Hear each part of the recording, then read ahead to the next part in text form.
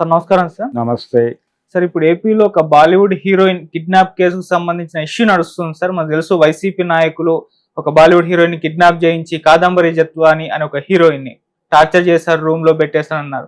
ఆమె కూడా నిన్న ఒక ఇంటర్వ్యూలో పాల్గొని లైవ్ డిబేట్ కి వచ్చేసి మాట్లాడింది, తన ఆవేదన అంతా కూడా వెలిబుచ్చేసింది. ఇప్పుడు కూడా ఈ ఇన్వెస్టిగేషన్ చేస్తున్నారు దీనిపైన. సీఎం ఆఫీస్ కూడా వెళ్ళింది. ఖచ్చితంగా ఎవరైతే ఆఫీసర్లు ఉన్నారో వాళ్ళ మీద చర్యలు అయితే తీసుకునే దిశగా అయితే ప్రభుత్వం ప్రయాణిస్తుందని చెప్పొచ్చు. మీరు ఏం చెప్తారు సార్ ఇష్యూ గురించి? నిన్న చంద్రబాబు నాయుడు గారి ఆఫీస్ నుంచి డీజీపీకి వెళ్ళింది కదా లెటర్. అవును, ఐపీఎస్లు ఇన్వాల్వ్ అయి ఉన్నారు దీనిలో, వాళ్ళని సీరియస్ గా కూర్చోబెట్టండి అని. సో ఆ ప్రయత్నం ఏదో జరుగుతుంది. ఇది టోటల్ గా ఒక సినిమాకి కావలసినటువంటి కంటెంట్.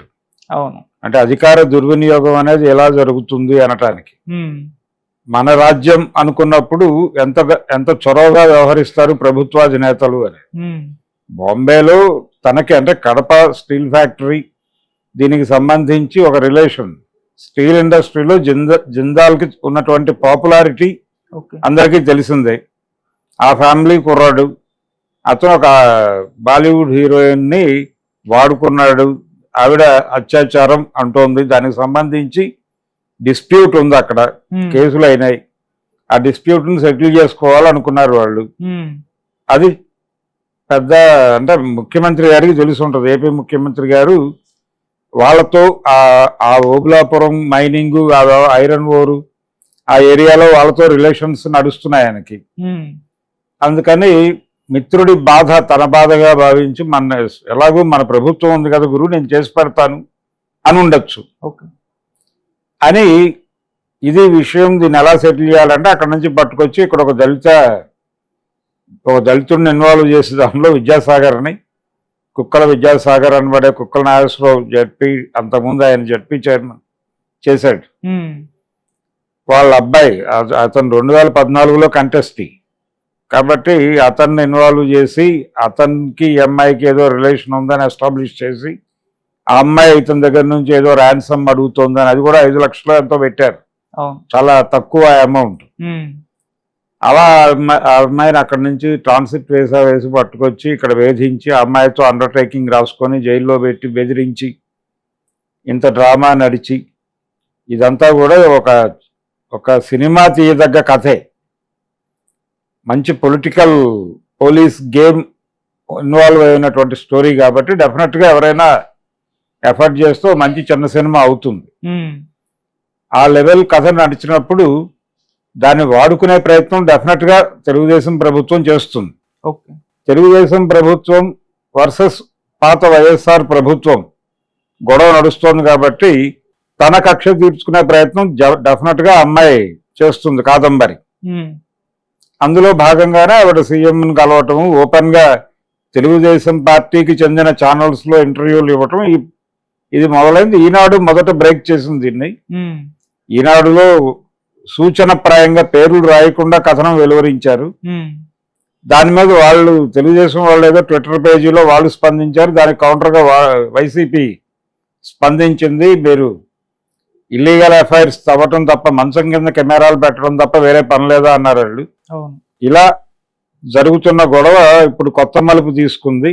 దీనిలో భారీ అధికార దుర్వినియోగం, అంటే ప్రభుత్వం తనకు తానుగా అధికార దుర్వినియోగం చేయడంతో పాటు బాధ్యతగా ఉండాల్సినటువంటి ఐపీఎస్ అధికారులు కూడా ట్రాక్ దాటి వ్యవహరించటం, పొరుగు రాష్ట్ర వ్యవహారాల్లో వేలు పెట్టడం, అక్కడ కేసును ఇక్కడికి పట్టుకొచ్చి బెదిరించి సెటిల్ చేయటం, ఇవన్నీ కూడా కొంచెం అంతర్జాతీయ దొంగల ముఠా చేసేటువంటి యాక్టివిటీస్.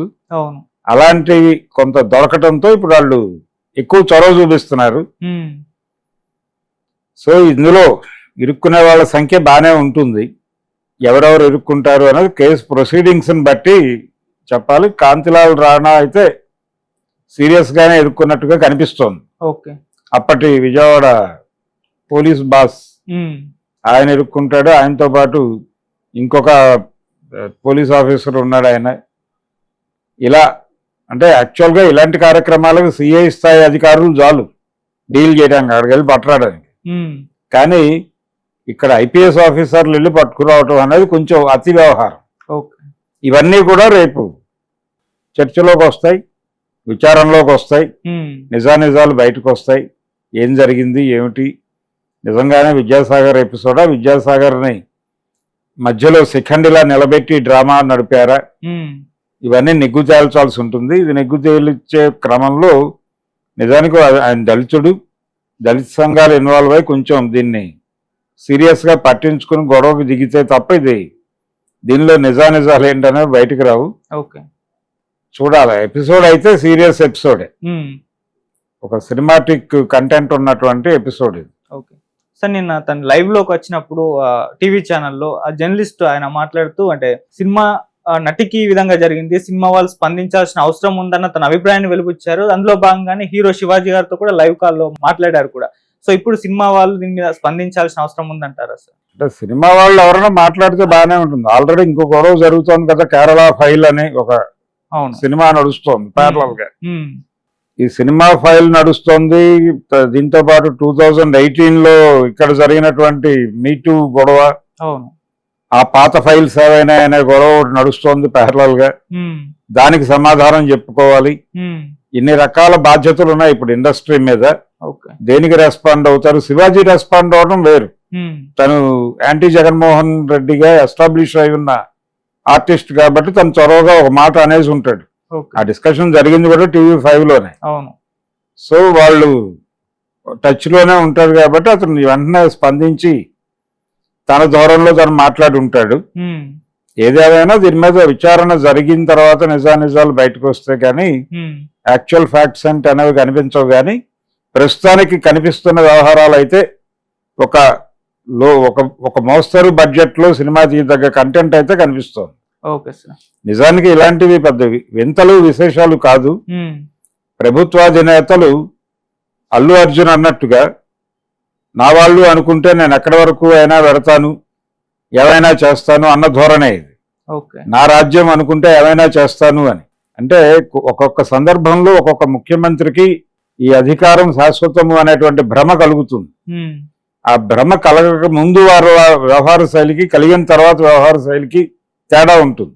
చాలా దూకుడుగా ఉండేది. అంటే కేంద్రం మిథ్య లాంటి స్టేట్మెంట్లు చాలా అలవోకగా ఇచ్చేవాడు ఆయన. అలాగే NGOల శాలరీస్ పెంపు వ్యవహారంలో పందికొక్కులు తిన్నట్టు తింటున్నారు ఖజానా అని చాలలేదా అనేసాడు ఓపెన్ ప్రెస్ ముందు. అలా ఒక దూకుడు ప్రదర్శన ఉంటుంది. అది జగన్మోహన్ రెడ్డి గారు ఇంకొంచెం ఎక్కువ లెవెల్లో ప్రదర్శించి ఉండొచ్చు. అలా ప్రదర్శించిన సందర్భాలు చాలా ఉండుంటాయి. ఇప్పుడు ఈ కుండ పగిలింది. ఈ కుండ పగలడానికి ఏమిటి రీజన్స్ అనే దాని మీద దర్యాప్తు జరిగి ప్రాపర్ వాస్తవాలు బయటకు వచ్చిన తర్వాత ఏంటి అనేది మనకు అర్థమవుతుంది.